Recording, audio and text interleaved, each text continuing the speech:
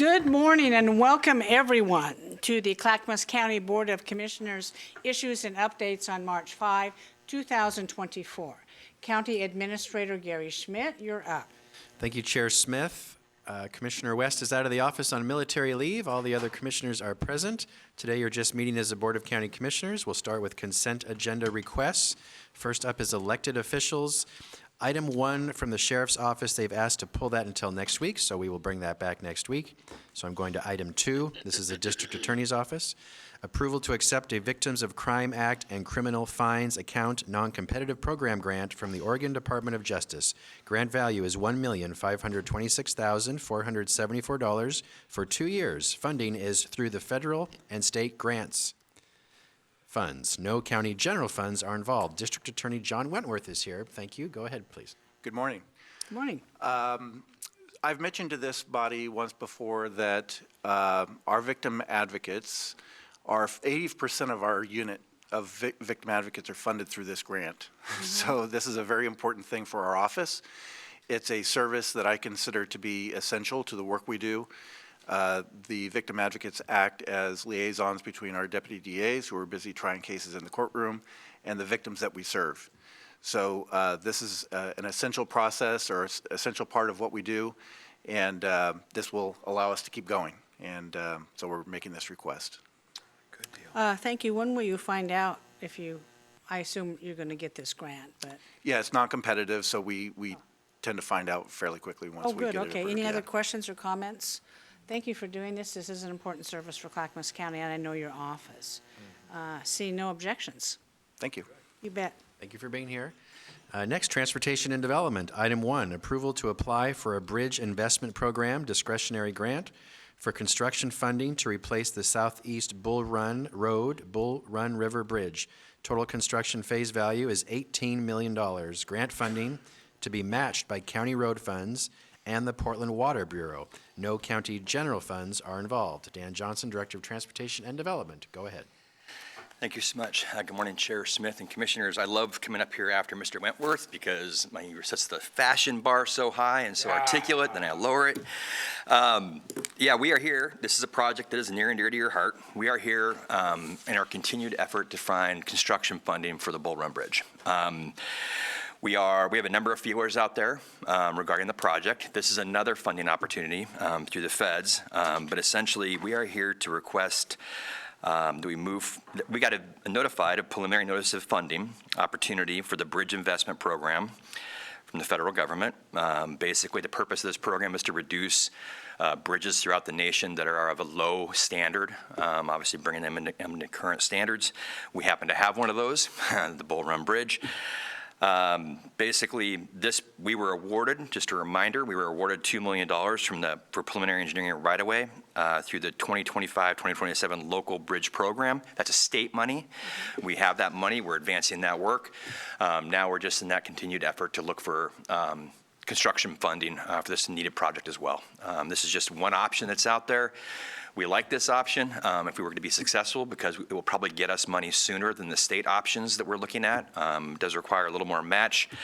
I also am going to inform you of the fact we've also had good negotiations or discussions with Portland Water on this particular necessity for this bridge. They've actually, we're working in an IGA that we're going to bring forward with you for their proposed commitment of some funding to assist us in the replacement of this bridge. And we'll bring that before you once we get the final documents prepared for that as well. But essentially, before you today is a request to apply for this grant for that particular bridge.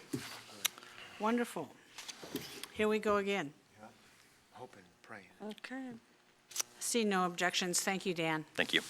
Item 2, approval of a goods and services contract with North Santiam Paving for 3/8, is that inch or foot?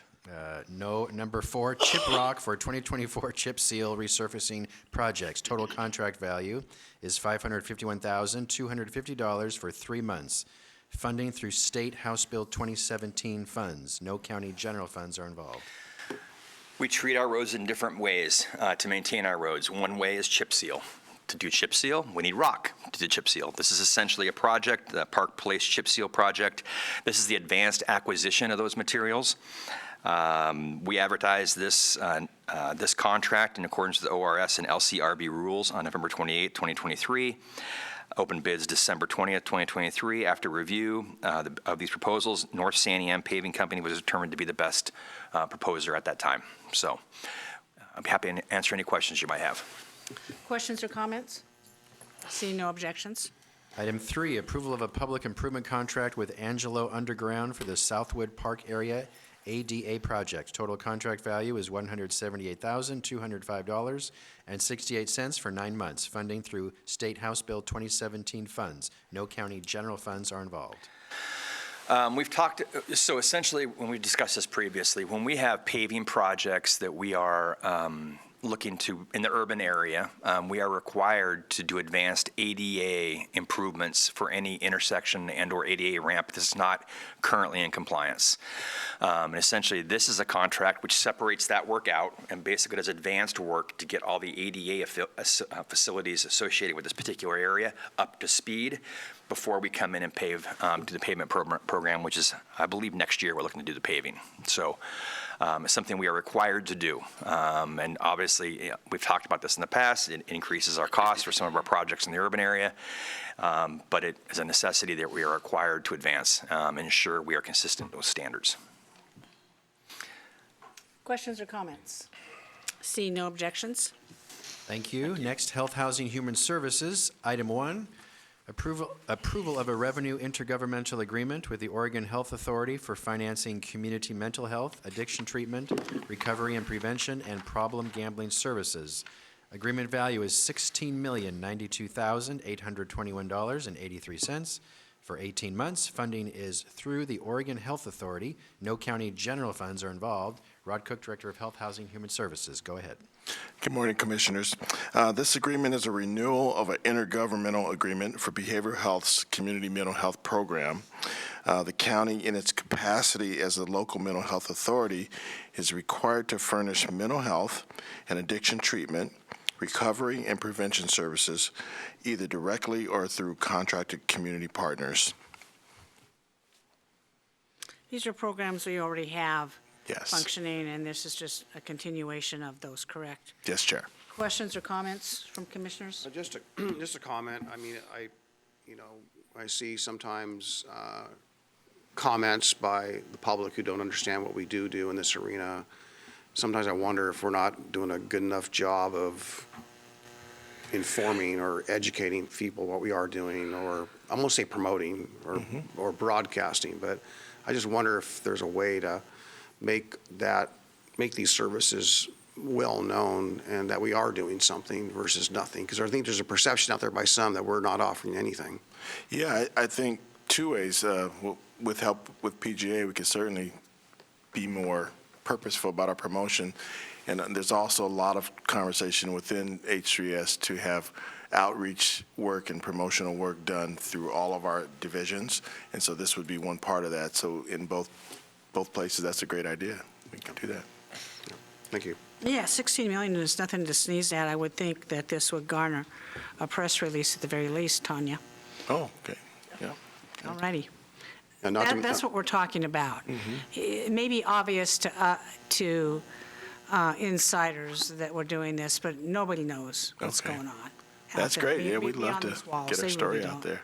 Now, I'm also wondering how much we're also spending with SHS dollars in that regard. Maybe there's a way of building on that as well. Yeah, Mental health services. yeah, definitely. Okay. Okay, thank you. Yeah. Chair, I just want to make Oh, one Commissioner question. Scholl. Good morning, Mr. Cook. Good morning. This piece here this morning, the Navigation Center, addiction recovery, opioid settlement, which we're going to hear from you about in the next hour. All these things are coming together, and my only comment here this morning is, how does this fit in with all these other things we're doing that have to do with addiction, mental health, et cetera? Yeah, I'd say this is our foundational, basic work that we do as it relates to behavioral health.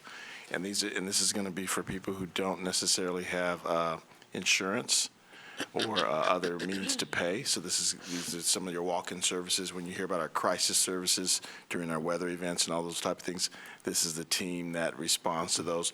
So it has its nuance, but it is becoming more and more interconnected, like as you mentioned, because whether it be homeless, we're getting to a point where it doesn't matter which door you enter into our system, you're going to receive similar services throughout. So that's what we've been kind of trying to put together the last few years. Okay, thank you.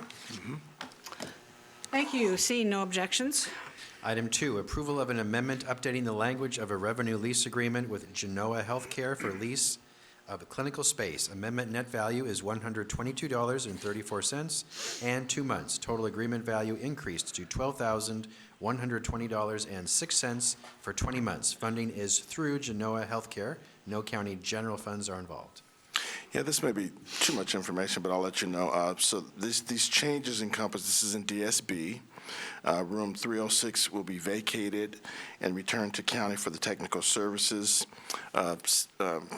department and by Genoa Healthcare, and they'll move to room 404, and that'll be designated as a new place for vaccinations and injections. So that's one part of what this would do. And the other part of this change is the lease term will be extended until August 31st, 2024. So one is just extending the months, the other is just moving the rooms to accommodate the new TS move-in. Questions or comments? Seeing no objections. Item 3, approval of an amendment to a revenue intergovernmental agreement with the Oregon Health Authority for financing of public health services. The amendment value is $18,410.27. The total agreement value is increased to $5,964,462.83 for 1 year. Funding is through the Oregon Health Authority. No county general funds are involved. Yes, this is amendment number 6 is for public health emergency preparedness and response, and it's going to increase it, as the administrator mentioned, $18,410. Questions or comments? Seeing no objections. Item 4, approval of a personal services contract with Northwest EMS for emergency medical services, medical director services. Contract value is $447,189 for 3.5 years. Funding through American Medical Response Agreement franchise fees. No county general funds are involved. Yes, this contract seeks to fill the EMS medical director position in Clackamas County, overseeing emergency medical services and emergency preparedness planning efforts.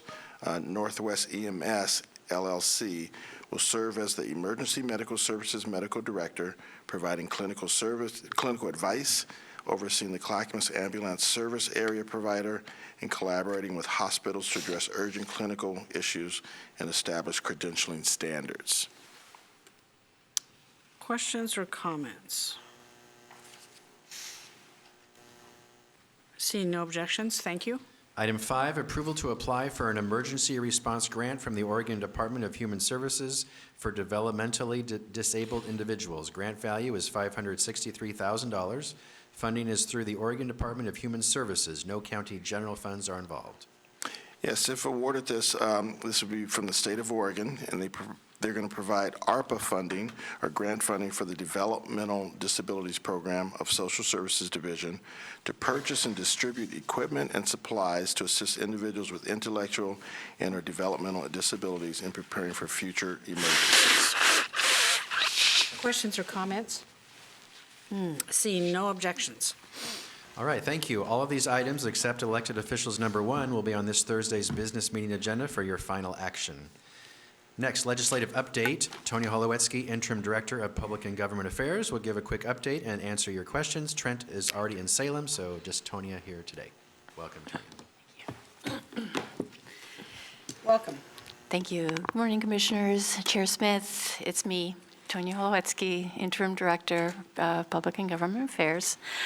I have just a few brief updates, so we're in the last week of the session, and it's looking like everything will wrap up by Friday. The House Bill 5204, the $4 million for the Crisis Stabilization Center, is heading to the governor's desk for signature. It passed Congress. That's great news. That's great news. And the Capital Construction Subcommittee will be meeting tomorrow, and that is where the project list will be released. That's for the courthouse funding, so we will hopefully see our project on that list, and we will know tomorrow.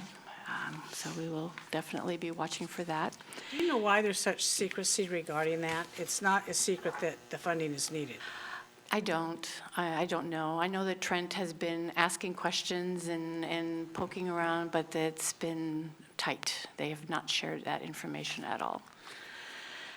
We are still tracking a few bills. Senate Bill 1575, the duty to defend, is still in the House. It has not been scheduled for a work session since the public hearing last week. So either it will not move forward, or if it does, then it'll be in the Senate, and then we're hoping to, I apologize. Yes, it is still in the House, and it is, if it moves forward, we will then look to make any changes. I may have that information wrong. They have that where? I'm sorry? They have that where, Tanya? I have it that it's still in the House. It's in the House Rules Committee, Yes. correct? Yeah. Yes, yes, I don't yes. think it can get out in time if they sign. Well, and because it hasn't been scheduled for a work session, Yeah. we're thinking the same.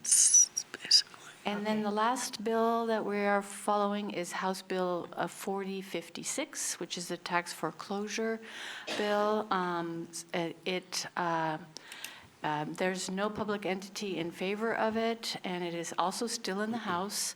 And it'll likely, we're hoping likely, stay there and not move on to the Senate. If it does, then we're anticipating proposing changes to that bill. So what does this do? I thought AOC dropped a bill that would change and allow counties more leeway in implementing foreclosure sales. I can follow up on that. I don't know, have enough details. Sorry, I shouldn't have put you on the spot. That's okay. Okay, It's okay. that's all Would right. you like me to follow up on that? You know, whatever happens, happens. Okay. Please follow up.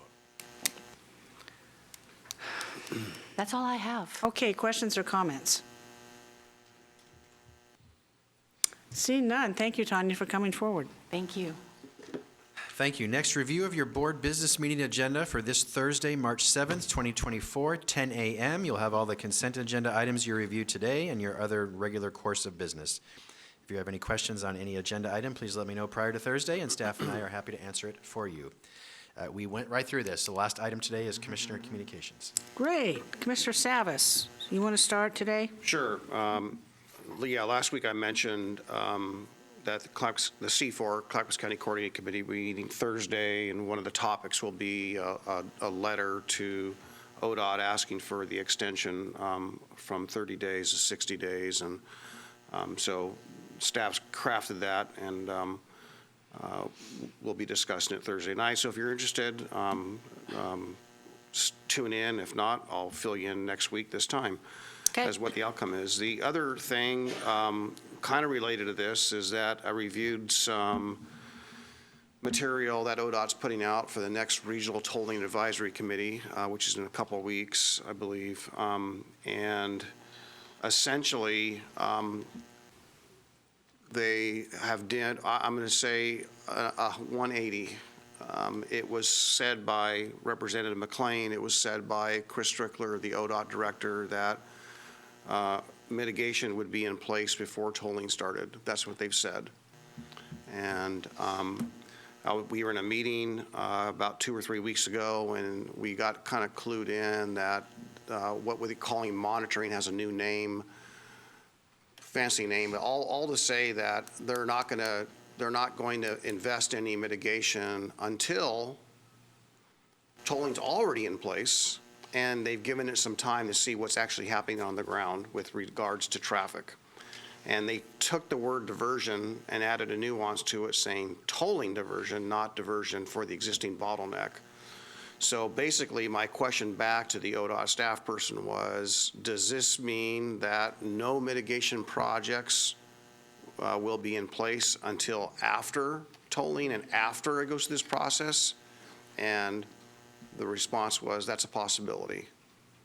I guess, essentially, so all to say, it is kind of I would call bait and switch, it feels like, that they said one thing, promised one thing, and then did another, and led us down this rosy path that they would do mitigation. And of course, the EA, which is what we're waiting for in the summertime, will determine what mitigation will need to be in place as a result of the EA, but we know that they're going to try and wiggle out of that. So we have our staff, our legal team, and everyone else working on that, as you all know. And we'll be addressing that once the EA has dropped. But it seems to me that they are not standing firm with the spirit of what they had told us. Great. Shocking. Yeah, and I'll go one step farther with this. If you read the language very, very carefully, I see them being able to say, let's just say the tolling goes in place and the intersections are in disarray and it's all messed up, and let's just say that they know it's going to cost millions and millions, tens of millions of dollars to fix everything. I could see them justify and say, you know what, we should not spend any money because when we do the lanes, it'll improve. We don't know how much it'll improve, so we're not going to spend the money on any mitigation until that. I see that as a scenario playing out. It opens the door for that, to say that this project will be coming, this bottleneck project be coming, so why invest in that if we're going to be investing, why invest in mitigation if we know that there'll be a relief and we don't know what the relief is going to be, so therefore it could be just more do nothing and kick the can. So I think it's just flagrantly disrespectful, irresponsible if that is the play.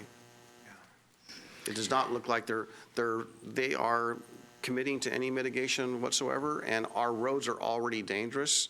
They're not taking responsibility for the diversion caused by the bottleneck in which they staff-directed canceled that project, not legislatively, and contrary to the legislation of 2017, HB 2017. That's right, and the legislature did not take up the topic of tolling in this short session, That's right, they didn't. as we thought they might. Well, thank you, Commissioner Savas. Commissioner, is that it? Yes. Commissioner Schrader, you're up. Yeah, I have attended a number of events this past week. I attended the Oregon City Business Alliance meeting in downtown Oregon City at the Abernathy Center, where we heard from Mayor Rory Belaski and the John Williams from West Lynn about what they've been doing in their city, and it was a great presentation and enjoyed that. Then the same evening, I attended the Homeless Solutions meeting that evening of Clackamas County. And as many of you know, that's the group, and I see Adam Brown in the audience. He was there. They did a great job presenting what we have been doing with our policies, getting people housed and off the street, and they are very excited as a nonprofit to continue working with us on those particular issues. It was a great meeting. It was very informative. It was really designed to let the community know how the organization was moving forward with the Navigation Center in downtown Oregon City. A lot of questions were answered. By and large, I think there was a positive response. And again, I want to thank Adam and Fahid, the Brown brothers, as I call them, because they did a great job telling people what was happening and how it was happening and how it was going to impact the downtown. And I think my sense is that there's a good thumbs up to move forward, keep moving forward with that. Good. Then I had an opportunity to travel to Sandy and do the Sandy Chamber Lunch, where I reviewed with them some of the work that we've been doing on economic development in our county. And that is thanks to Laura Edmonds, who has been doing outreach to all the chambers and having a meeting with them, telling them what we've been doing, how we've been doing it, what we're doing to revitalize and help small businesses in our county. They were very appreciative of that. One of the things I found out that the business recovery centers were a big hit in this county, because when people were suffering during COVID and all the other disaster issues that we were dealing with for the last 4 years, wildfires, heat domes, so on and so forth. The business recovery centers were instrumental in getting dollars to struggling small businesses to give them a bridge dollars so they can continue functioning. And I heard a similar kudos from the Wilsonville Chamber of Commerce about the business recovery centers as well. I'll be talking to Lake Oswego when I'm finding out that that's a program they would love to see continued. However, it was one-time dollars. So that's a conversation we'd have to see how we can work with the college and the small business center there, and how we can work with the chambers and other partners throughout the county to see if that is something that somehow we can manage to keep, because the smaller businesses are always in need of some kind of help, grant, bridge money, assistance in developing a business and remaining profitable. So I've been working on that. And then I had an opportunity to testify down in Salem via Zoom because there was a Senator Joanne Verger, who was a dear friend of mine, has passed away, and they're going to do a resolution down in Salem honoring her. And because I worked with her in the Senate, and she's been a close friend of mine for years, I had the opportunity to testify on behalf of that, and hopefully that will happen in the Senate to honor, I think, one of the great ladies and great souls that we've had that have served not only Coos Bay as mayor, but also as a state house member and a state senator in the legislature. I served And- with her in the House. Yeah, you did. It was She's wonderful. She's her and wonderful. Lawton were just wonderful people. Yeah, absolutely fantastic. And then I went back to Sandy on Friday with the Sandy Chamber team, again, to talk to them about how do we look at the business recovery centers, and how would we potentially maintain those kinds of programs. So I did go to the Respond to Racism meeting on Saturday the 2nd at the United Church of Christ in Lake Oswego. I didn't really participate in the discussion as much as I just wanted to listen and hear what people's thoughts were with that. So that's what I ended up doing for the week. Thank you. Thank you. Commissioner Scholl, you're up. Yes, thank you. Last Wednesday, MPAC met. One of the briefings we received from Metro was on the garbage and recycling system facilities plan update. And so Metro is looking at what the tip fee increases might be for FY '24-25. They think it's going to be in the 8% range, which is more in alignment with the predictability strategy they had, because remember last year we had an 11% increase. So Metro intends to reach out to local governments on 2 and 3 April to discuss their plan. And during the meeting, I asked Metro to provide us some clarity on the cost drivers warranting these increases and how tip fee increases to date impact the fee predictability model going forward. So I expect to get that information sooner than later. And on the one other item I have for you this morning, last week the State Forester released his recommendation to the Oregon Department of Forestry Board, recommending that they go forward and approve the draft habitat conservation plan. Now, the counties have been trying to get ODF to look at increasing harvest. And so what I did last fall was, in September, I testified before the Board of Forestry. In November, the board here sent a letter to them supporting no further increase of habitat conservation and no more reduction in harvest. And we sent another letter on 24 January.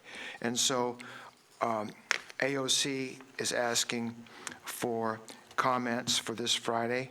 And what I'd like to do is just do a simple little letter encouraging the Board of Forestry to reject the recommendation of the state forester and to direct ODF to amend the HCP to increase harvest levels. Doggone it. Yeah. We cannot let our forest communities decline any further. So if it's okay with you, I'll just do a simple letter and get it down to AOC so they can present it on Friday. Okay? Yes. Commissioners, you have comments on that? I think it's fine. Yeah, okay, good. And that's all I have for you today. Okay, thank you. Yeah, it has been busy, hasn't it? Monday of this last week, I was able to tour the Johnson Center. It's a park, it's a condor center here in Clackamas County that Metro owns, and they're breeding condors in captive and raising them and being able to release them into the wild. And it was really, really interesting.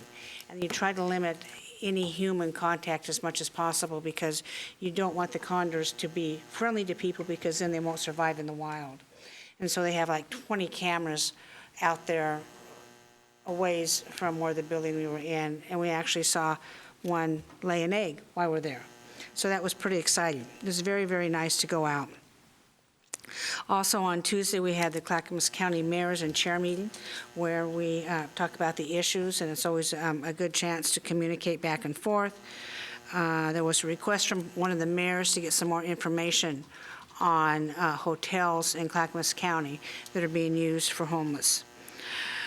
On Wednesday, we had the Willamette Falls Locks Authority meeting where we're moving forward with our budgeting, and we have a lot of internal work that we're finally getting done. It's taken such a long time.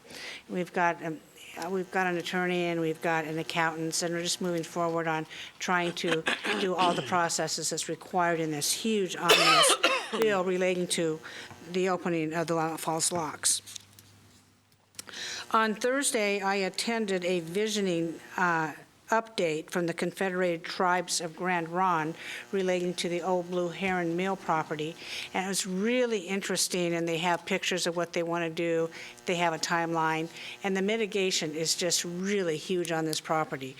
Commissioners, we were criticized, gee, Clackamas County should have bought this property, and we should have developed it or sold it at a profit to some, because we could have bought it for just, pennies on the dollar way back when. But listening to what they're going through, there are many, many underground tanks that holds liquids, and we were surprised to learn they have discovered 2 train car tanks that were buried there to Wow. hold. Are you serious? Yes, and I can't imagine trying to rip those out and get them out of that ground because it's all basalt. And so there's 2 of those that they're mitigating on, and it really is costing them a lot. They've applied for federal grants. They are going to apply for another larger grant that we may be signing a letter on to soon. But any help, I said any help that we could get in partnering for grant applications, we would certainly be doing that. I spoke at the Rotary Club at Clackamas last week. It was a very good conversation we had with a lot of people in the room. Most people were very receptive to the message. Some were concerned about some issues that have been raised here locally, and I was able to put that down. Most recently, Friday of last week, was Metro's Regional Housing Funding Advisory Table. And this is, again, related to the supported housing services tax that Metro wants to do. We have 7 years left. They want to somehow increase it or make it permanent. It is, the main theme for the meeting is we need more, we need more, we need more, and we need more money, without, I feel, addressing the core issues of housing problem, and that's availability of land and people's ability to build and go forth. All housing in this state does not need to be government sanctioned. I don't believe that. There are many business people in the room who shared my opinion as well. But it's going to be interesting how all this shakes out on what they want to do with that. Their polling indicates that they probably would not be successful if they went out for a vote, this year anyway, on redoing the supported housing services measure. Well, Gary, that's all we have right now. We have another policy session coming up. Do we want to go ahead with that? Ready to go if you are. Commissioners, you ready to go? I just need a short break. Let's take a short break. Let's come back in quarter till. Okay. Sure.